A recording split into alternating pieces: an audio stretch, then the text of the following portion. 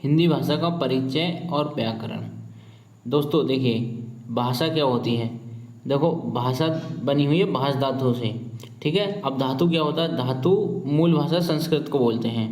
ठीक है, तो अब ये भाष का क्या अर्थ होता है।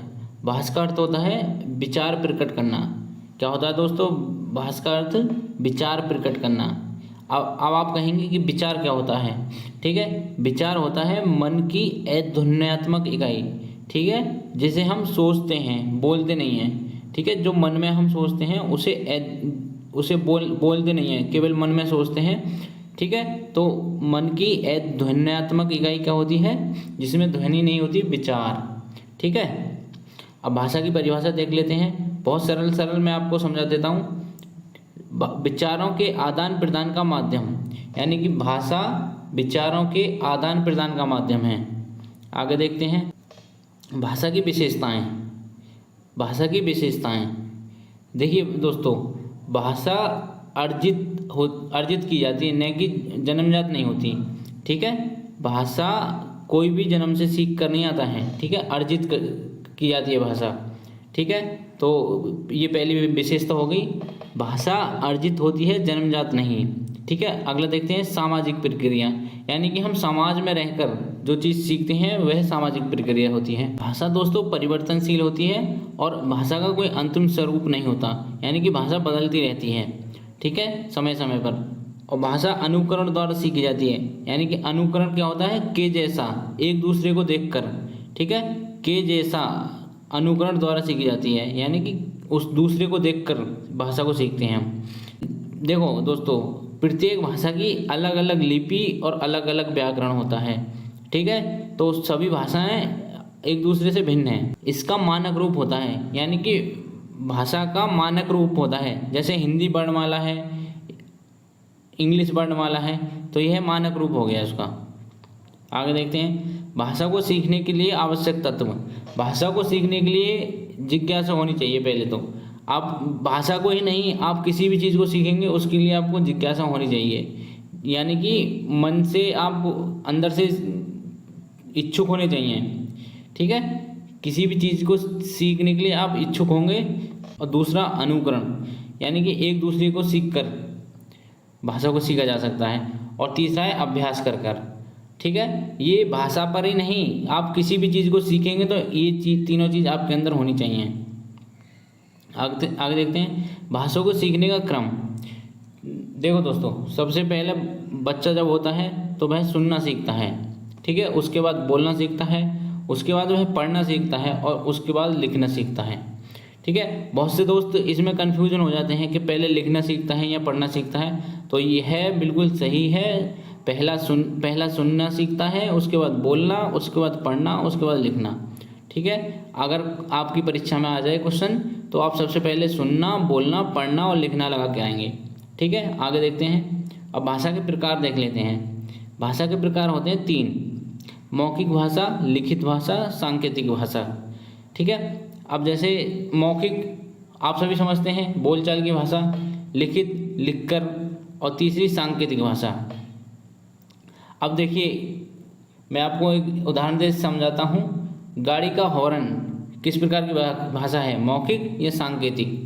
तो यह सांकेतिक भाषा है, न कि मौखिक। ठीक है, क्योंकि जब तक ध्वनि सार्थक न हो तब तक सांकेतिक भाषा माना जाएगा। ठीक है, तो आगे देखते हैं हिंदी भाषा का विकास क्रम।